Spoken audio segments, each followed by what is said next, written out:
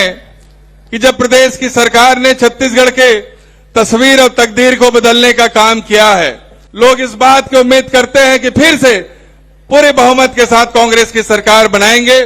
कर पुष्पांजलि करें। हम और भावी मुख्यमंत्री कमलनाथ जी का भी हम हार्दिक अभिनंदन करते हैं और साथ में मैं सभी प्रियंका गांधी जी का स्वागत करेंगे। और मेरा अनुरोध है कि स्वागत करने के बाद सब अलग अलग हट जाएंगे तो ज्यादा अच्छा रहेगा और लोगों को भी मौका मिलेगा। सब तालियां बजाकर मेरा सभी से अनुरोध है। और मैं अखिल भारतीय कांग्रेस कमेटी की महामंत्री माननीय श्रीमती प्रियंका गांधी जी से अनुरोध करूंगा कि दमोह की जनता को संबोधित करें। बहनों और भाइयों, काफी समय से आप इंतजार कर रहे हैं। सबसे पहले आप सबको इसके लिए बहुत बहुत धन्यवाद और इस सभा में आपका स्वागत। श्री कमलनाथ जी, श्री सीपी मित्तल जी, श्री सुरेश पचौरी जी, श्री रतन चंद्र जैन जी, श्री अजय टंडन जी, श्री प्रदीप खटीक जी, श्री ब्रिजेंद्र लोधी जी, श्री प्रताप सिंह लोधी जी, श्री विक्रम सिंह जी, श्रीमती ज्योति पटेल जी, आप सबका और सभी नेताओं का, सभी पार्टी के पदाधिकारियों का इस सभा में बहुत बहुत स्वागत। सबसे पहले मेरे साथ कहिए, भगवान जागेश्वर नाथ जी की, नौलेश्वर महादेव जी की। और आज वाल्मीकि जी की जयंती है, उनको भी बहुत बहुत नमन। ये महारानी दुर्गावती जी की धरती है। राजा नल और रानी दमयंती की कहानी भी यहीं पे, इसी धरती की एक कहानी है, विश्व प्रसिद्ध है। यहाँ से बहुत वीरों ने 1857 से लेकर आज़ादी की लड़ाई तक, देश की आज़ादी तक, इस देश के लिए बलिदान दिए, इस देश के लिए लड़े। आप सब जानते नहीं होंगे, लेकिन मैं पिछले 3-4 सालों से मैंने यूपी में काम किया और बुंदेलखंड के कुछ इलाके जो यूपी में हैं, उनका मैंने काफ़ी दौरा किया है और काफ़ी मैं लोगों से मिली हूँ, मैंने बातचीत की है। जैसे कमलनाथ जी ने कहा, एक समय में कांग्रेस ने एक बड़ा पैकेज दिया था बुंदेलखंड के लिए। आज परिस्थितियां कुछ अलग हैं, चुनाव का समय है। आपको आदत होगी कि जो भी नेता आता है, जिस पार्टी का होता है, उस पार्टी के बारे में बात करता है और दूसरी पार्टी की आलोचना करता है। तो कभी कभी मुझे लगता है कि जो वो कह रहे हैं, जो हम कह रहे हैं, हम कहते हैं कि वो भ्रष्ट है, वो कहते हैं हम भ्रष्ट हैं, हम कहते हैं उन्होंने कुछ नहीं कहा, वो करा, वो कहते हैं कि हमने कुछ नहीं करा। और इस तू मैं के बीच आपको ये निर्णय लेना होता है कि आप किसका समर्थन करेंगे। और ये तू मैं कभी कभी दोनों तरफ से एक ही जैसे लगने लगती है। तो मैं थोड़ा सा हट के आज आपसे कुछ बातें करना चाहती हूँ। मैं आपसे पूछना चाहती हूँ, आवाज नहीं आ रही, उधर जाऊं, उस तरफ आ रही है, देखिए अब आ रही है, अब आई, आ गई। तो इधर से बोलूं, उधर से बोलूं, चेक करिए, चेक करिए, यहीं से बोलूं, अब आ रही है, थोड़ा जोर से बोलूंगी। तो मैं कह रही थी, मैं कुछ हट के कुछ बातें करना चाहती हूं। मैं आज ये सवाल उठाना चाहती हूं कि आप जनता हैं इस देश के, प्रदेश के, आपकी क्या उम्मीद है राजनीतिक दल से, नेताओं से, सरकार से। देखिए, एक जमाना था जब बड़े बड़े महापुरुष थे, जब हमारी उम्मीदें भी जो उनसे थी बहुत ऊंची थी। एक सादगी का जीवन, सभ्यता, एक दूसरे की विचारधारा के खिलाफ भी हो तो एक दूसरे से जब मिलते तो हम ये उम्मीद रखते थे कि आदर पूर्वक बात करेंगे, एक दूसरे के प्रति अच्छा व्यवहार रहेगा। हम ये उम्मीद रखते थे कि हमारा नेता, उसका जीवन थोड़ा सादगी का जीवन होगा, देश सेवा में, प्रदेश की सेवा में, और करुणा भरा उसका जीवन होगा, उसका चरित्र होगा। लेकिन जैसे जैसे समय आगे बढ़ता चला गया तो हमारी उम्मीदें घटती चली गई। और आज जब मैं जनता से पूछती हूं कि आपकी क्या उम्मीद है सरकार से, नेता से, तो लगभग एक ही जवाब आता है कि देखिए, हमारा जीवन मुश्किल का जीवन है, मुश्किलों से भरा हुआ है, संघर्ष से भरा हुआ है। तो हम जो न्यूनतम हमारी उम्मीद है अपने नेताओं से, अपनी जो राजनीतिक दल हैं, सरकारों से, कि इस संघर्ष के जीवन में हमारी थोड़ी बहुत सहायता हो जाए, हमें आगे बढ़ाएं। ये जो सड़कें हैं, पानी है, बिजली है, ये बन जाए, हमें बिजली मिल जाए, महंगाई से थोड़ी राहत मिल जाए, रोजगार मिल जाए, हमारा भविष्य बन जाए। बाकी आप सब रात दिन मेहनत करते हैं, कोई खेती में करता है, कोई रोजगार करता है। यहां से पलायन बहुत है, लोग दूर दूर जाते हैं रोजगार ढूंढने के लिए।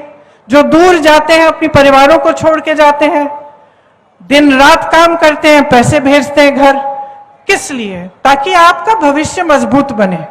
और आपकी उम्मीद यही रहती है कि जो भी सरकार आए, इस भविष्य को मजबूत बनाने में, आपके जीवन के निर्माण में वो आपके साथ भागीदार हो और आपकी मदद करे।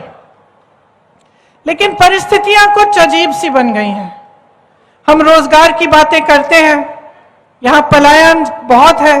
अब पलायन कब होता है? पलायन तब होता है जब अपने इलाके में, अपने जिले में, अपने प्रदेश में कम रोजगार मिलता है। तभी इंसान सोचता है कि भाई यहां मेरा कुछ बन नहीं रहा है, मैं शहर में जाके कुछ काम करता हूं, हो सकता है कि कुछ बन जाए। तो पलायन किस लिए हो रहा है? क्योंकि रोजगार आपको मिल नहीं रहे। और रोजगार क्यों नहीं मिल रहे हैं? आपने कभी सोचा है कि 45 सालों में सबसे ज्यादा बेरोजगारी आज है हमारे देश में। यहां मध्य प्रदेश की जो सरकार है, पिछले 3 सालों में इन्होंने 21 रोजगार दिए हैं। 21 रोजगार। अगर इतनी बेहाल स्थिति नहीं होती तो हास्य स्थिति होती कि एक सरकार जिसके पास सत्ता है, जो 18 सालों से सत्ता में है, वो मात्र 3 सालों में मात्र 21 रोजगार दे रही है। आप पुलिस वाले हैं, आप ध्यान से मेरी बातों को सुन रहे हैं। कितनी सरकारी नौकरियां खाली पड़ी हैं, कितने पद खाली हैं। यहां मध्य प्रदेश में जो स्वास्थ्य की व्यवस्था है, उसमें देखिए तमाम डॉक्टरों के पद खाली हैं। नौजवान हैं पढ़े लिखे, ऐसे नौजवान हैं जिन्होंने काम किया है, जिनके माता पिताओं ने बचत करके उनको मुश्किल से पढ़ाया लिखाया है, डिग्रियां हैं, भर्ती की प्रतीक्षा, भर्ती की जो टेस्ट है वो भी किए हैं, लेकिन भर्ती नहीं होती। यूपी में मैं तो ऐसे लोगों से मिली हूं जिन्होंने 6 बार एग्जाम दिया क्योंकि घोटाले हो रहे हैं उसमें। तो एक तरफ से भर्ती भी नहीं होती, पद खाली हैं, उनको भरा नहीं जाता। जो रोजगार बनाने के माध्यम थे उनके बारे में आप थोड़ा सा सोचिए। रोजगार बनते कहां से थे? एक तो बड़ी बड़ी जो सरकारी पीएसयू होते थे, बीएचईएल, एचएएल, इस तरह के जो पीएसयू थे, इनसे बहुत रोजगार बनते थे। और सब चाहते भी थे कि सरकारी किसी बड़ी संस्थानों में ही हमारी नौकरी हो जाए तो हमें सुरक्षित, पूरा जीवन हम सुरक्षित रहेंगे, पेंशन भी अच्छा मिलेगा। आज स्थिति क्या है? जितने पीएसयू थे, जितनी बड़ी बड़ी जो देश की संपत्ति थी, वो अपने बड़े बड़े उद्योगपति मित्रों को सौंप दिए हैं कौड़ियों के दाम पे। तो रोजगार कैसे बनेंगे उनमें से? नहीं बन सकते। अब छोटी दुकानें, छोटे उद्योग, जैसे मैंने यहाँ रास्ते में बहुत सारी देखी और मैं देख रही थी कि छोटी छोटी दुकानें हैं। आपने इन दुकानदारों के, इन छोटे उद्योगपतियों की कमर तोड़ रखी है। पहले आप नोटबंदी लाए, नोटबंदी से इनका नुकसान हुआ। उसके बाद कोरोना आया, कोरोना में शायद हमारे ही देश में किसी को राहत नहीं मिली होगी। बाकी देशों में दुकानदारों को, छोटे बिजनेसों को खास राहत मिली थी कोरोना के समय, यहां नहीं दी गई। ठीक है, उसके बाद क्या किया इन्होंने, जीएसटी लाए। जीएसटी से और भी मुश्किलें बढ़ गई। तो जो छोटे उद्योग थे वो लगभग बंद होने के कगार पे आ गए, और जो बड़े बड़े उद्योगपति हैं उनके हजारों करोड़ लोन माफ हो रहे हैं। उनके उद्योग बड़े होते चले जा रहे हैं, उनको देश की संपत्ति सौंपी जा रही है, तो वहां से भी रोजगार नहीं आने वाले। तीसरी जगह जहां से रोजगार आते थे, खेती। खेती किसानी से और ग्रामीण रोजगार से मनरेगा को इन्होंने कमजोर बनाया, किसानों की कमर तोड़ी। हर जगह हर तरफ से महंगाई, पेट्रोल, डीजल, खाद, कुछ भी हो, किसानों को कोई राहत नहीं मिली, बल्कि इस तरह के कानून ला रहे थे जिससे आपके जो हक है वो और भी कम हुए। आप ही के संघर्ष थे, किसानों का जो बड़ा संघर्ष था उसकी भी कोई सुनवाई नहीं रही। तो रोजगार के जो माध्यम थे वो लगभग बंद हो गए। इसके साथ साथ महंगाई बढ़ती चली जा रही है। आपके जीवन में संघर्ष है, किस लिए है? अपने बच्चों का भविष्य बनाते हैं, आप बचत करने की कोशिश करते हैं। आज हर चीज पे जीएसटी, बच्चों की किताबें खरीदने जाएंगे, जीएसटी महंगी हो गई। यूनिफॉर्म खरीदना है, महंगा हो गया। इलाज कराना है किसी का, महंगा है। 10 बार सोचना पड़ता है कि अस्पताल ले जाएं, अस्पताल में पता नहीं डॉक्टर मिलेगा कि नहीं। अगर घर में कुछ नुकसान हुआ है, कुछ टूट गया है, उसकी मरम्मत करवाने के लिए सीमेंट पे जीएसटी, रोड़ी पे जीएसटी, बालू भी महंगी। तो आप आगे बढ़ कैसे पाएंगे? एक तरफ बेरोजगारी, दूसरी तरफ महंगाई। मैंने आपकी बात की, आप सुन रहे हैं। सरकारी जितने भी अधिकारी हैं, जिसकी भी सरकारी नौकरी है, एक ही मांग है आपकी आज, एक ही मांग है कि हमारी पुरानी पेंशन दे दो, है कि नहीं? और क्यों है ये मांग? क्योंकि जो नौकरी आपने वफादारी से 20 सालों के लिए की, एक तरह से वो भी तो देश सेवा है। आपने देश के लिए सेवा की, आपने नौकरी की, तो क्या ये आपका हक नहीं बनता कि आप बाद में सुरक्षित रहें? तो यही आपकी मांग है कि हमें पुरानी पेंशन स्कीम दिलवा दीजिए। और जवाब क्या मिलता है? ऐसे नेता है, ऐसी सरकार है जिससे आपको जवाब मिलता है कि इसके लिए पैसे नहीं है। अगर पैसे नहीं हैं तो जो बड़े बड़े उद्योगपति हैं, अडानी जी जैसे, उनके कर्ज माफ करने के लिए पैसे कहां से आते हैं? हजारों करोड़ रुपए आपने उनके माफ किए, देश की संपत्ति आपने उनको सौंप दी।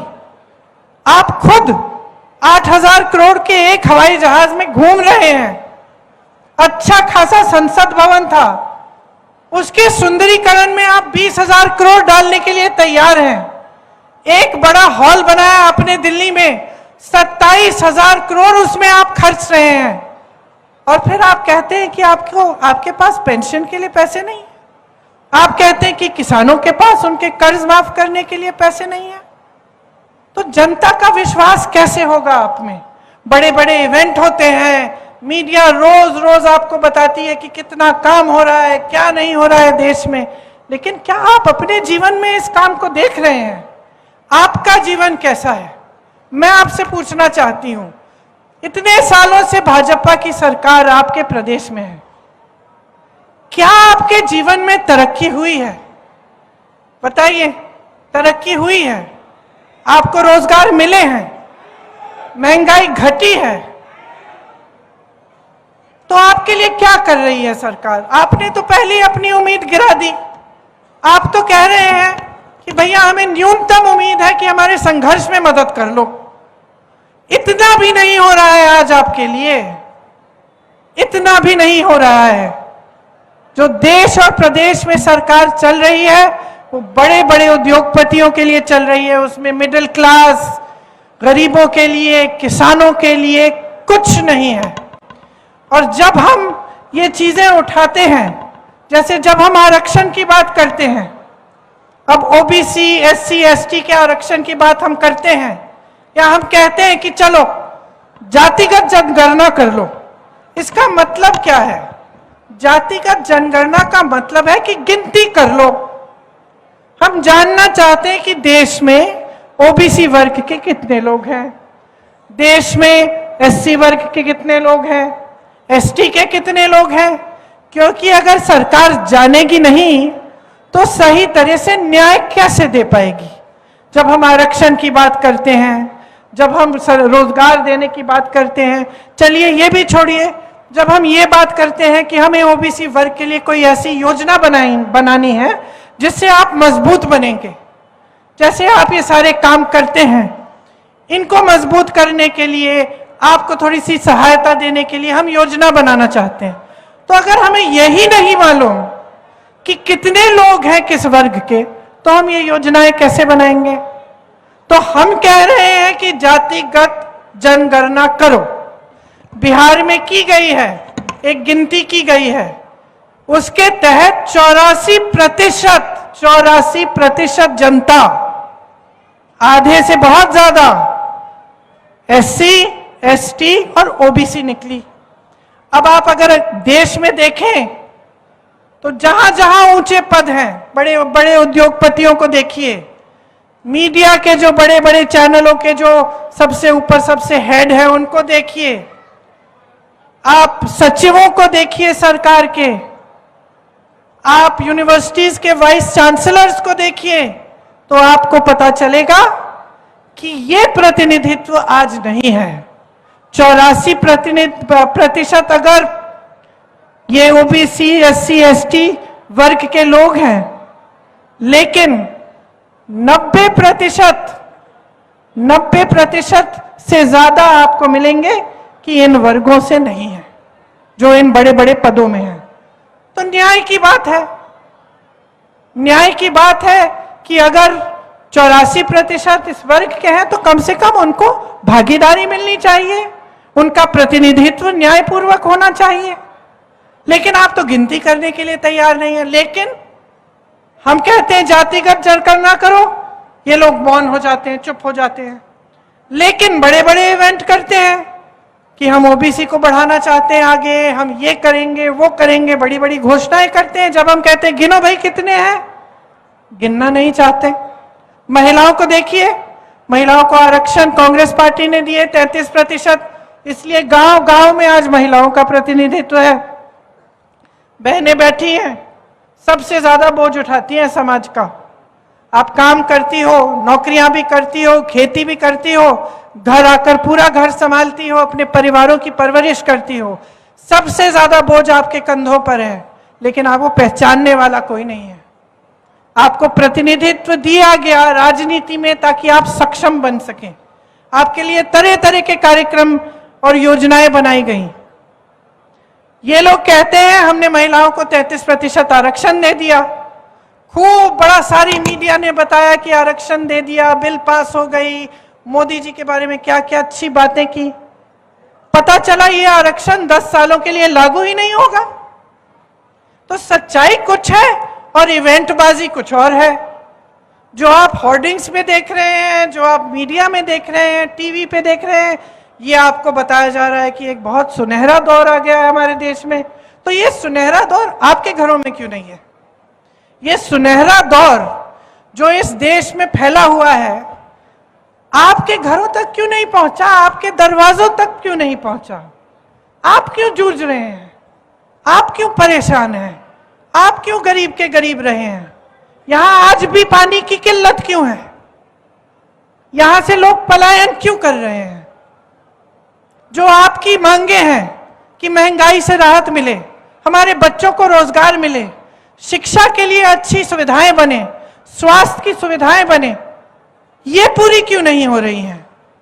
और क्या बहाना है कि 18 सालों से सरकार में रहे हैं और आज तक ये सब काम नहीं कर पाए?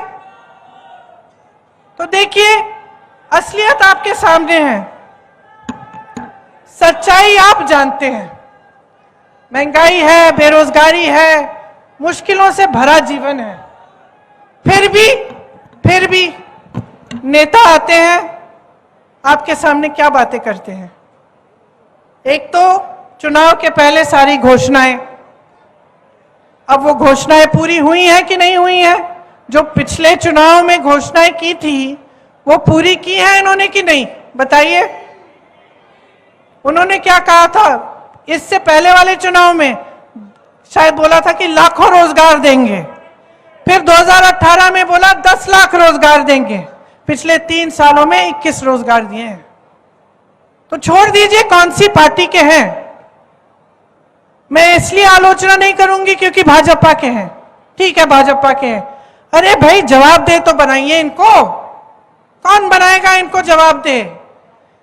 आपने एक ऐसा सिलसिला शुरू करवा दिया है इस देश में जिसका नुकसान आप भुगत रहे हैं और आपको इसके बारे में एहसास नहीं हो रहा है। सिलसिला क्या है कि जो नेता है वो समझ गया है कि चुनाव के समय खोखली घोषणाएं कर लो, धर्म की बात कर लो, राजनीति में धर्म चलाएंगे तो चलाएंगे चुनाव के समय, जाति की बात कर लो और नैया पार हो जाएगी, काम करने की कोई जरूरत नहीं है। अभी मैं छत्तीसगढ़ गई थी, मैंने छत्तीसगढ़ के मुख्यमंत्री जी से पूछा आपका चुनाव कैसा चल रहा है? कहते मेरा तो ठीक है, मैं जीतने वाला हूं। मैंने कहा आप बड़े कॉन्फिडेंस से कह रहे हैं?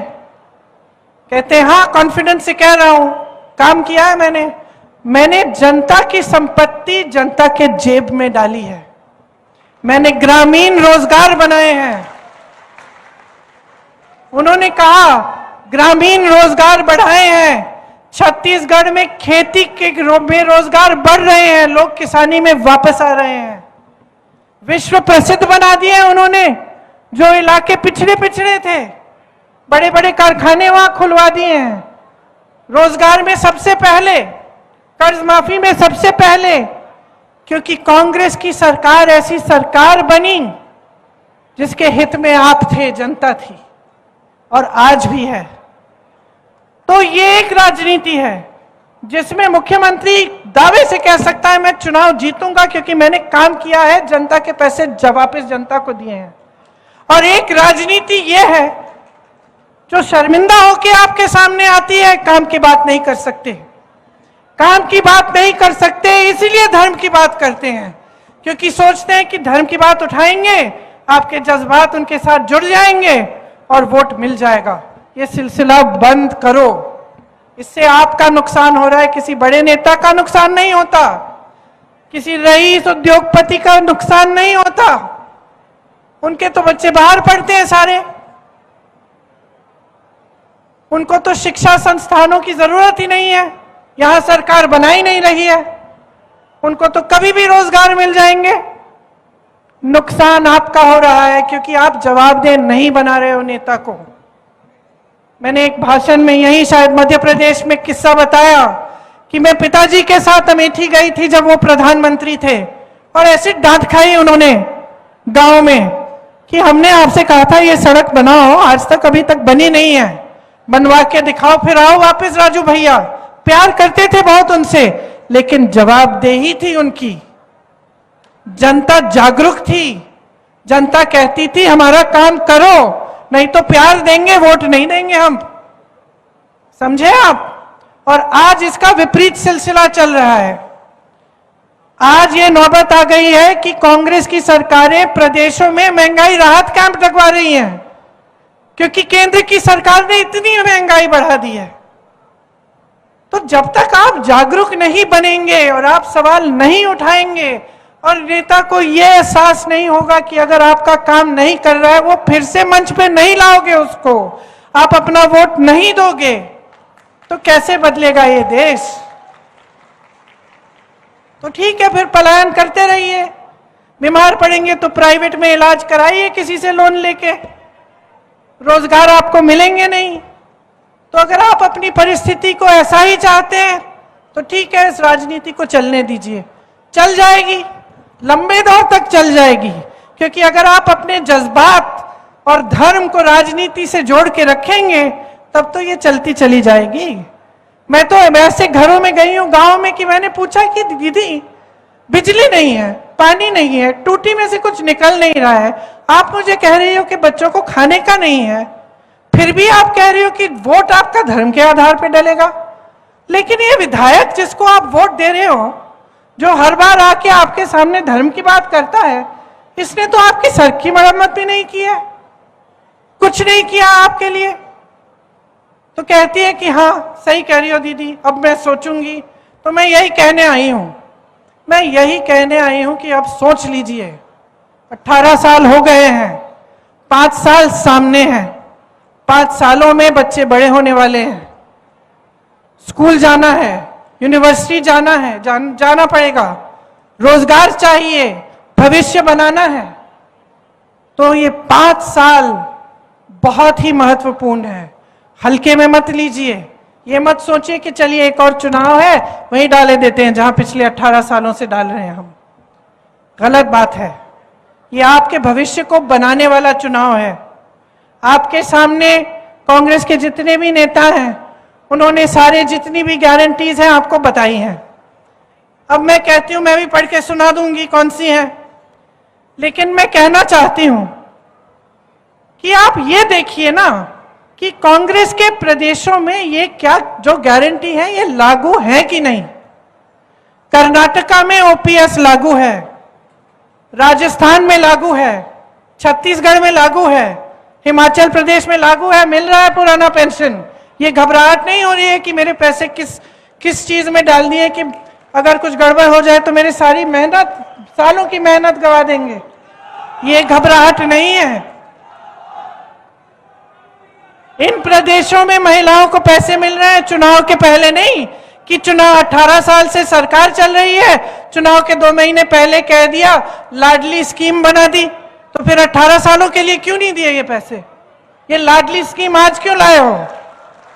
और क्या समझ रखा है, क्या समझ रखा है महिलाओं को कि अकल नहीं है हमारी? क्या समझ रखा है कि हमें आप कुछ नहीं दोगे, हमें आप सुरक्षित नहीं दोगे? यहां हर रोज 17 बलात्कार हो रहे हैं, हमें सुरक्षित नहीं रख पा रहे हो, हमें पढ़ाओगे लिखाओगे नहीं, हमें रोजगार नहीं दोगे, और चुनाव के 2 महीने पहले कह दोगे लो लाडली स्कीम ले लो, 1500 रुपए पकड़ो, वोट दो। क्या समझते हैं कि महिलाएं सोचेंगी नहीं, कि महिलाएं जागरूक नहीं है?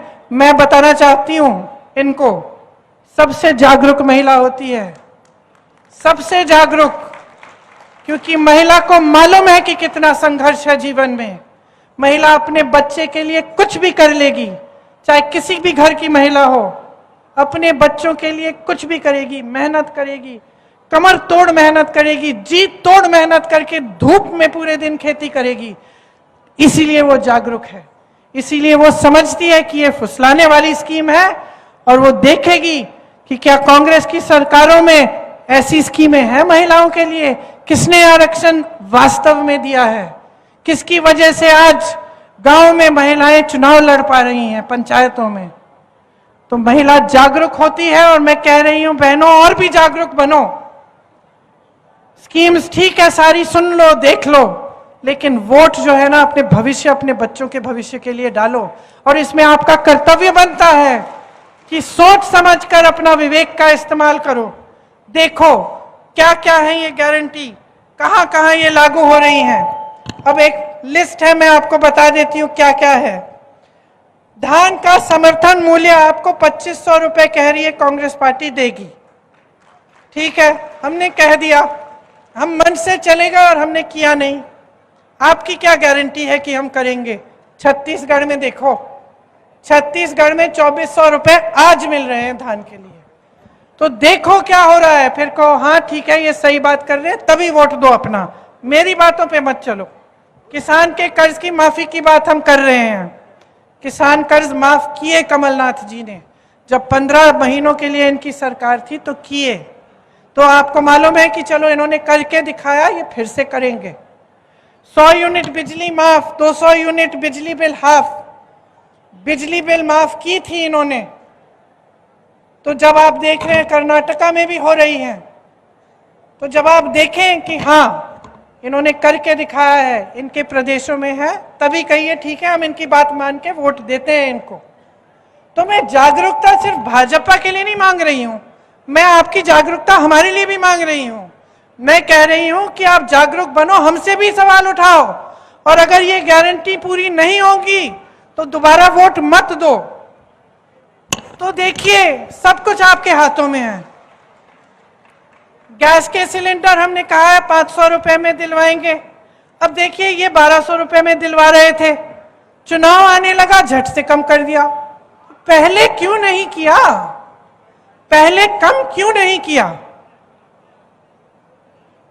कितने घोटाले, इनसे 220 घोटाले गिनना भी बंद कर दिया मैंने। पहले तो शुरू में मध्य प्रदेश आती थी, गिनती थी, शिक्षा घोटाला, भर्ती घोटाला, सड़कों पे घोटाला, पता नहीं व्यापम घोटाला गिनती थी। अब कहते भैया मुझे ये लिस्ट ही नहीं पढ़ रही। जनता बेचारी भुगत रही है, इतना भ्रष्टाचार है, रिश्वतखोरी से आप परेशान हो, नौकरी लेने जाना है, इलाज कराने जाना है, जहां भी जाना है रिश्वतखोरी। तो अब मैं सिर्फ ये कहना चाहती हूं कि आप अपना भविष्य अपने हाथों में लो। आजादी की जो लड़ाई थी, इतने महापुरुष शहीद हुए, आपके लिए लड़े, किस लिए? ताकि आपकी शक्ति आपके हाथों में मिले। वरना अंग्रेजी शासन और अब के शासन में क्या फर्क होता? फर्क तो ये है ना कि ये लोकतंत्र है। फर्क तो ये है कि आप शिकायत कर सकते हैं, आप नाराज होते हैं तो आप सरकार बदल सकते हैं। फर्क तो ये है कि आप अपने हाथों में अपनी शक्ति और अपनी जिम्मेदारी ले सकते हैं। यही तो संविधान ने दिया है आपको, और यही तो सबसे बड़ी चीज है। पूरे विश्व ने देखा कि कैसा आंदोलन चला हमारा, और आज आप आंखें मूंद के उस स्वतंत्रता को आप गवा देंगे क्या? उस शक्ति को गवा देंगे, उस जिम्मेदारी को गवा देंगे जो आपको दी है संविधान ने। मैं तो कहती हूं कि ऐसी सरकारों को गवा दो, ऐसी सरकारों को हटा दो।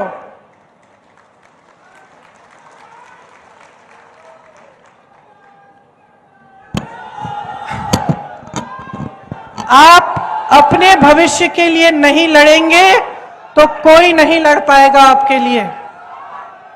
आज हम चीखते हैं, चिल्लाते हैं, जहां जहां जाते हैं हर मंच पर हम कहते हैं कि जागरूक बनो, जागरूक बनो।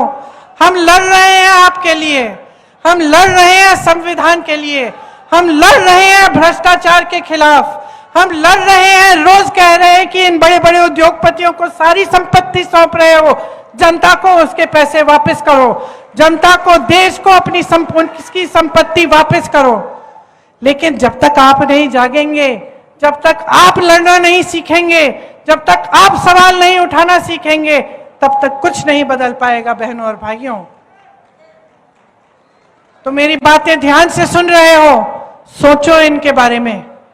घर जाओगे, दुकान चलाते हो तो सोचो क्या मुश्किलें बढ़ी कि कम हुई? खेती में जाते हो, सोचो मुश्किलें बढ़ी कि कम हुई? रोजगार ढूंढने निकलते हो तो सोचो, पहले ग्रामीण रोजगार मिलता था, पहले रोजगार के मौके थे कि नहीं? पीएसयू होता तो आपको नौकरी मिलती कि नहीं? और सोचो और अपने विवेक पर, अपने अनुभव के आधार पर अपना वोट डालो। अपने देश को, अपने प्रदेश को, अपने भविष्य को, अपनी आने वाली पीढ़ी को आप बचाओ। यही मैं मांगने आई हूं आपसे, वोट नहीं मांगूंगी। मैं जानती हूं कि जब आप जागरूक बनेंगे, जब आप ये सवाल उठाना शुरू करेंगे, जब आप सोच समझ के अपना वोट डालेंगे, तो इस चुनाव में एक ही जगह आपका वोट जाएगा और वो कांग्रेस पार्टी के पास जाएगा। इसीलिए अब मैं और भी गारंटी पढ़ के सुना सकती हूं, लेकिन आप देख लीजिएगा, सब बताते रहते हैं। आप सोच समझ के अपना वोट डालिए, और जो गारंटी है जो हम दे रहे हैं उनके बारे में ठीक तरह से समझिए। यहां से पलायन बंद करवाइए, रोजगार के मौके यहीं पे आपको मिलने चाहिए। अपने बुंदेलखंड को मजबूत बनाइए। जिस तरह के पैकेज आपको कांग्रेस की सरकार ने दी थी, और इस तरह के पैकेज फिर से आए आपके प्रदेश में और आपके इलाके में, आपको मजबूत करें। तो बहुत बहुत धन्यवाद। ध्यान से मेरी बातें सुनिए, याद रखना, भूलोगे तो नहीं? बहनों बताओ, याद रखोगे? ये जो स्कीमें हैं ठीक है, लेकिन वोट आपका अपने भविष्य पे डालो, अपनी मजबूती, अपनी शक्ति पे। अब एक बार मेरे साथ जोर से बोलो, जय हिंद, जय हिंद, जय हिंद। धन्यवाद। पिछले चुनाव में, 'में हमने आपसे 2-3 बड़े वायदे किए थे। किसानों को अपनी मेहनत का सही फल, उनका कर्जा माफी, बिजली बिल हाफ, ये वायदे हमने आपसे कही थे। और जब हम आपसे ये वायदे कर रहे थे तो हिंदुस्तान के प्रधानमंत्री और बीजेपी के बड़े बड़े नेता ऐसे स्टेज से हर रोज कह रहे थे कि ये वायदे पूरे नहीं हो सकते। और जैसे ही हमारी सरकार बनी, ऐसी मीटिंग में 5 साल पहले हमने कहा था, जैसे हमारी सरकार बनेगी, समय नहीं लगेगा, एकदम जो हमने वायदे किए हैं उनको हम पूरा करेंगे। और खुशी से मैं कहता हूं कि जिस काम को बीजेपी ने कहा था कि नहीं किया जा सकता, उस काम को हमने 2 घंटों में करके दिखा दिया पूरे प्रदेश को। 10,000 करोड़ रुपए किसानों का कर्जा माफ, बिजली बिल हाफ, किसान न्याय योजना 23,000 करोड़ रुपए 26 लाख किसानों को, मजदूरों को 7,000 रुपए 5 लाख मजदूरों को 7,000 रुपए हर साल, तकरीबन 760 करोड़ रुपए हमने दिए। देखिए, सरकार चलाने के 2 तरीके होते हैं। आप किसी भी सरकार को देखो, 2 ही तरीके होते हैं। एक तरीका कि आप प्रदेश के या देश के सबसे अमीर लोगों को फायदा पहुंचाओ, और दूसरा तरीका आप देश के या प्रदेश के सबसे गरीब लोगों की मदद करो। यही 2 तरीके हैं, और तीसरा तरीका है नहीं। लोग कहते हैं कि भैया नहीं, तीसरा तरीका होगा सबकी मदद। नहीं, सीधी सी बात है, या आप जो लाइन में सबसे पीछे बैठे हैं, खड़े हैं, उनकी मदद करो, या फिर लाइन में जो सबसे आगे बैठे हैं, खड़े हैं, उनकी मदद करो। और हमारी जो सरकार है, और किसी भी स्टेट में देख लीजिए, यूपीए की सरकारों को देख लो, हमारी सरकार किसानों की, मजदूरों की, गरीब लोगों की, बेरोजगार लोगों की, इनकी मदद करती है। उनकी सरकारें जो हैं बड़ी बड़ी बातें करती हैं, मगर अंत में अदानी जी की वो मदद करते हैं। आप देखिए, देश की हालत देखिए। बघेल जी ने कहा खदान अदानी जी को दी जाती है, एयरपोर्ट अदानी जी को दी जाती है, पोर्ट्स अदानी जी को दिए जाते हैं, कानून बनाए जाते हैं। किसान के खिलाफ जो कानून बनाए गए, वो कानून अदानी जी की मदद करने के लिए। हिमाचल प्रदेश में आप जाइए, सेब का पूरा बिजनेस अदानी जी के हाथ में। जम्मू कश्मीर जाइए, वहां पे सेब का बिजनेस अदानी जी के हाथ में। तो जो भी वो करते हैं, अदानी जी के लिए, देश के सबसे बड़े 2-3 उद्योगपतियों के लिए करते हैं। और जो भी हम करते हैं, हम किसानों के लिए करते हैं, मजदूरों के लिए करते हैं, आदिवासियों के लिए करते हैं, दलितों के लिए करते हैं, पिछड़ों के लिए करते हैं। सीधी सी बात है। मनरेगा देख लीजिए, हम मनरेगा लाए, लोकसभा में प्रधानमंत्री ने देश के सब मजदूरों का अपमान किया, कहा कि मनरेगा बिल्कुल बेकार प्रोग्राम है। भोजन का अधिकार हम लाए, कर्जा माफी हमने की। क्यों? क्योंकि हम जानते हैं कि जब तक हम गरीबों की मदद नहीं करेंगे, कमजोर लोगों की मदद नहीं करेंगे, तब तक यह देश खड़ा नहीं हो सकता, यह देश प्रगति नहीं कर सकता है। अब देखिए, छत्तीसगढ़ में हमने वायदा किया था 2,500 रुपए प्रति क्विंटल। सही बात है? सही बात है ना? आज क्या रेट है? आज 2,500 है क्या?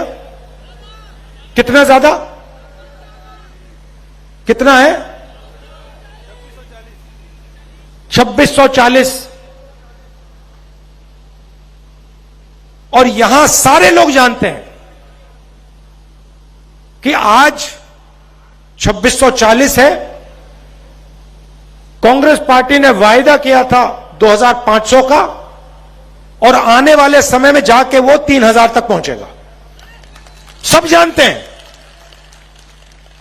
पूरा प्रदेश जानता है। अब इसका क्या फायदा है? सबसे पहले किसानों की मदद होती है, मजदूरों की मदद होती है।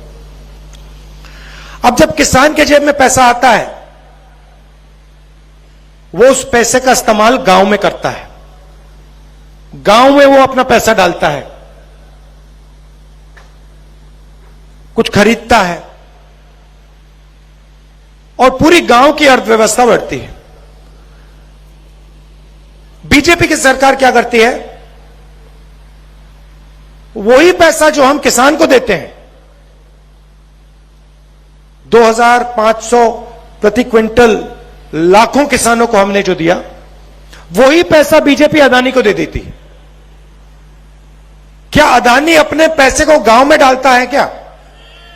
क्या अदानी अपने पैसे को गांव में खर्च करता है क्या? नहीं।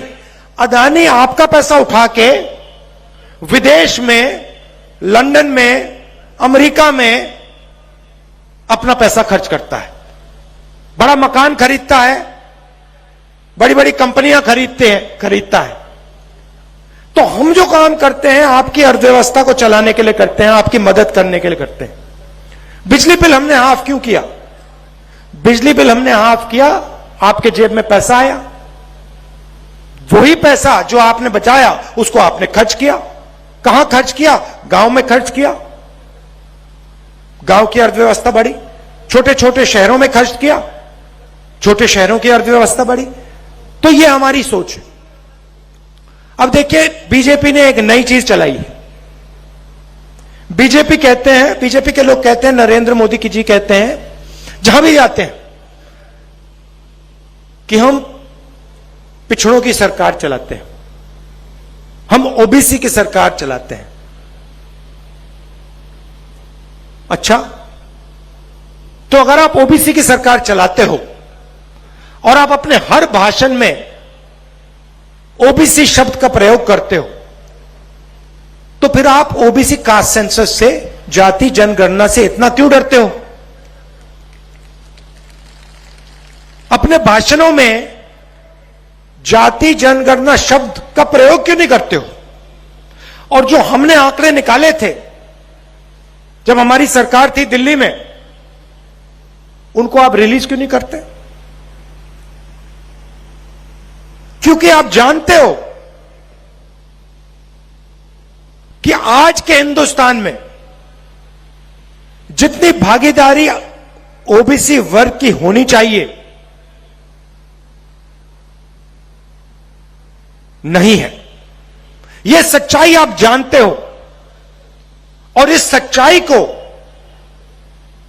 आप देश के ओबीसी युवाओं को नहीं बताना चाहते, उनसे आप यह सच्चाई छुपाना चाहते हो। भाइयों और बहनों, पार्लियामेंट में मैंने भाषण दिया, जाति जनगणना का भाषण था, तो मैंने आंकड़े निकाले। मैं आपको एक उदाहरण देना चाहता हूं। नरेंद्र मोदी जी कहते हैं ओबीसी की सरकार चलाते हैं, यह आंकड़ा आप सुन लीजिए। और देश के सब ओबीसी युवाओं को यह सुनना चाहिए, क्योंकि आपके भविष्य की बात, आपके रोजगार की बात हो रही है। तो जो भी ओबीसी वर्ग के लोग हैं, आप अच्छी तरह सुनिए। मैंने ये पार्लियामेंट में सवाल पूछा था, आंकड़ा रखा था, बीजेपी के लोग चुप हो गए, एक शब्द नहीं बोल पाए। वही लोग जो ओबीसी की सरकार चलाते हैं। भाइयों और बहनों, हिंदुस्तान की सरकार को 90 अफसर चलाते हैं। आप गलतफहमी में मत होइए। लोकसभा के एमपी, राज्यसभा के एमपी सरकार को नहीं चलाते हैं। हिंदुस्तान सरकार में 90 आईएएस ऑफिसर्स हैं, जिनको secretary to government of India कहा जाता है, कैबिनेट सेक्रेटरी कहा जाता है। ये सरकार को असलियत में चलाते हैं। सारे के सारे निर्णय ये लेते हैं। मनरेगा में कितना पैसा जाएगा, सेना को कितना पैसा मिलेगा, वायुसेना को क्या मिलेगा, भोजन के अधिकार में क्या जाएगा, पूरा का पूरा पैसा, सारे के सारे निर्णय ये लेते हैं। 90 लोग हैं।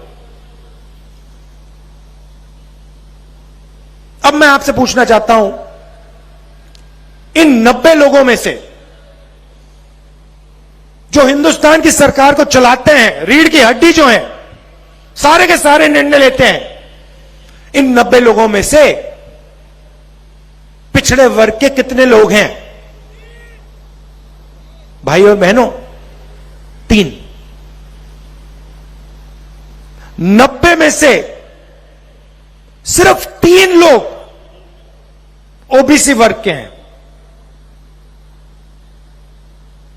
हिंदुस्तान का बजट तकरीबन 45 लाख करोड़ रुपए का है। 45 लाख करोड़ रुपए का है। उसमें से ये 3 अफसर सिर्फ 5% बजट पर निर्णय लेते हैं। अब मेरा सवाल है, क्या हिंदुस्तान में ओबीसी की आबादी सिर्फ 5% है? जहां भी जाते हैं हम, पिछड़े लोग मिलते हैं, ओबीसी लोग मिलते हैं, हर प्रदेश में मिलते हैं। देश की रीढ़ की हड्डी हैं, अलग अलग काम करते हैं। 5% हो ही नहीं सकते, सवाल ही नहीं उठता। कम से कम 50-55% ओबीसी वर्ग है हिंदुस्तान में। मगर यह सच्चाई नरेंद्र मोदी जी आपको नहीं बताना चाहते।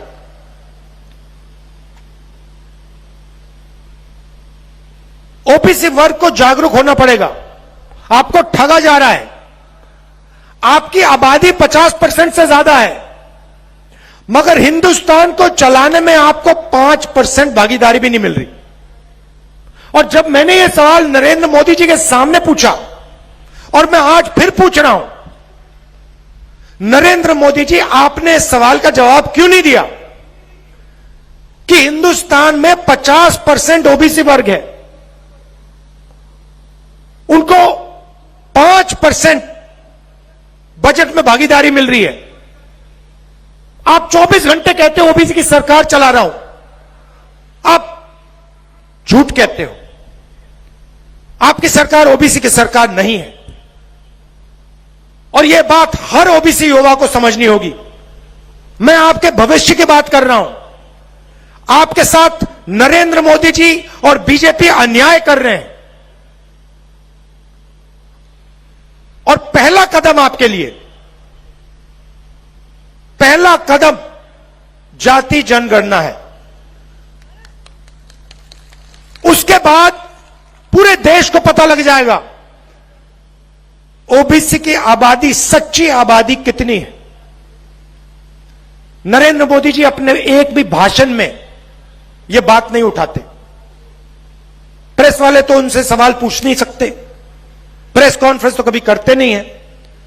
मगर अगर आप कभी उनकी मीटिंग में जो टीवी पे देख रहे हैं ओबीसी युवा, आप कभी उनकी मीटिंग में जाओ तो उनसे आप एक सवाल पूछो, चिल्ला के पूछो, नरेंद्र मोदी जी आप जाति जनगणना से क्यों डरते हो?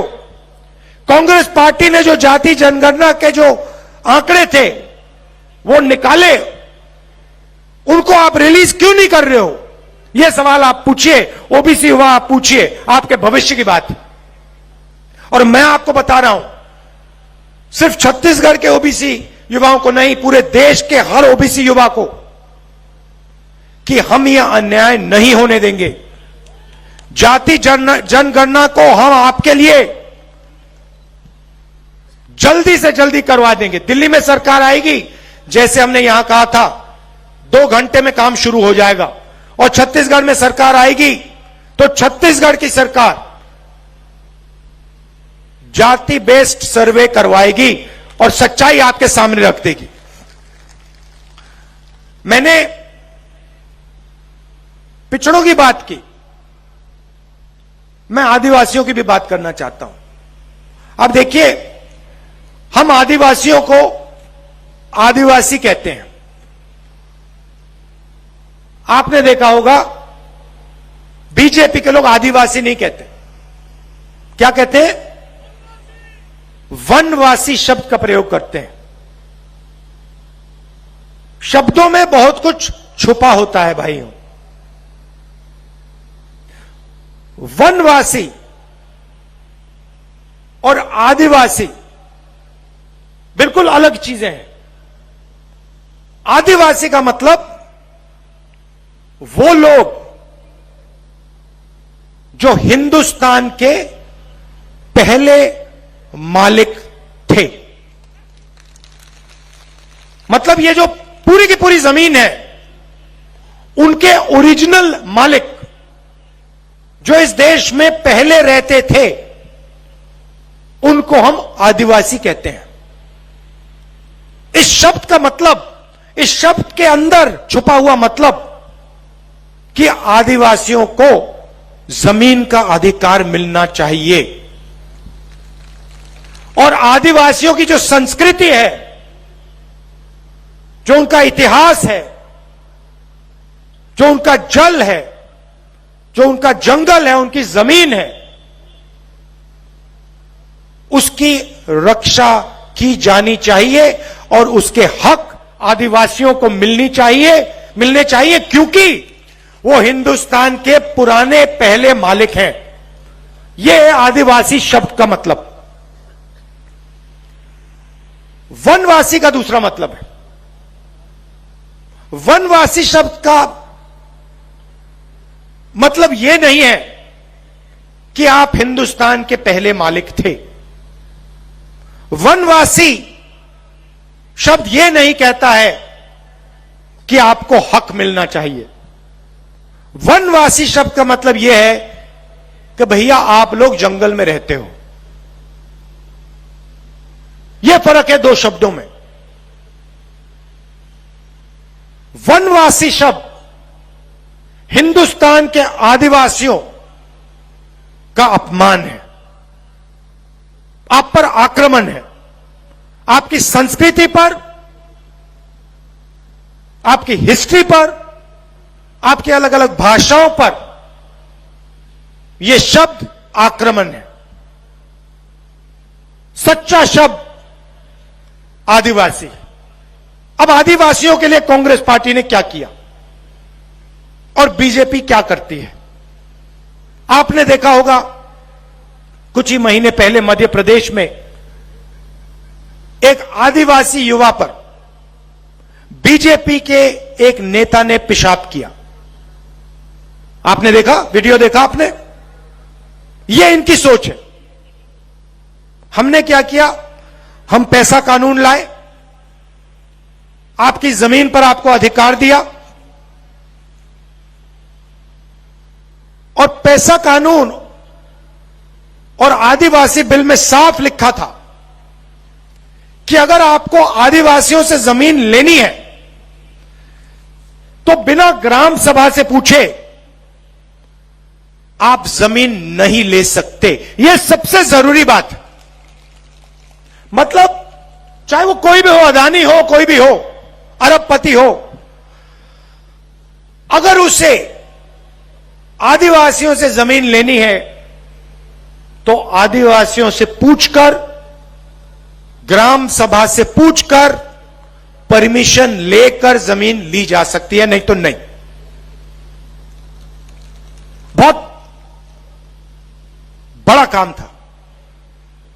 बीजेपी ने क्या किया, ये जो परमिशन लेने की जरूरत थी, ग्राम सभा से परमिशन लेने की जरूरत थी, इसको उन्होंने रद्द कर दिया। पैसा कानून और आदिवासी बिल को उन्होंने अंदर से खोखला कर दिया।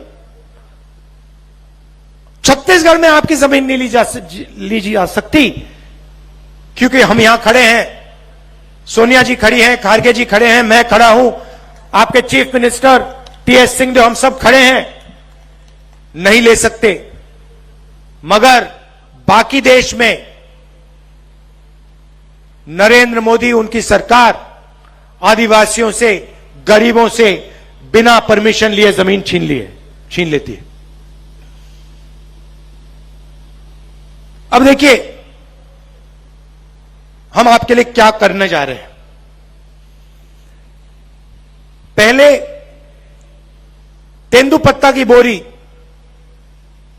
2,500 रुपए में की थी, अब हम उसको 4,000 रुपए करने जा रहे हैं। आपके जो माइनर फॉरेस्ट प्रोडक्ट्स हैं, जो जंगल में उगते हैं, उसके लिए 10 रुपए एक्स्ट्रा हम एमएसपी देने जा रहे हैं। अच्छा, एक और बात, बहुत जरूरी बात, जहां भी बीजेपी के नेता जाते हैं वो हिंदी की बात करते हैं, कहते हैं हिंदी सबसे जरूरी भाषा है, और कहते हैं कि देखिए छत्तीसगढ़ी और अंग्रेजी जरूरी भाषाएं नहीं है। हमारी सोच अलग है। हम कहते हैं हिंदी भी जरूरी है, छत्तीसगढ़िया भी जरूरी है और अंग्रेजी भी जरूरी है। क्यों?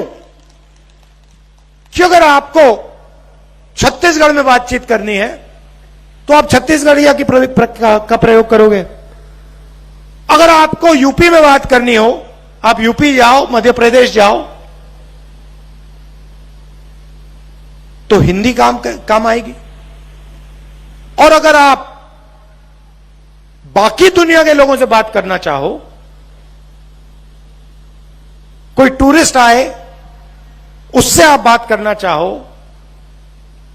कोई बड़ी कंपनी का मालिक अमेरिका से आए उससे आप बात करना चाहो, तो फिर अंग्रेजी चलेगी। तो हम चाहते हैं कि आप जहां भी जाओ आप भाषा का प्रयोग कर पाओ और उसका फायदा उठा पाओ। अब आप एक काम कीजिए, किसी भी बीजेपी के नेता से आप पूछ लीजिए, जो स्टेट से 24 घंटा कहते हैं कि भैया अंग्रेजी खराब है, सिर्फ हिंदी होनी चाहिए। आप उनसे एक सवाल पूछिए,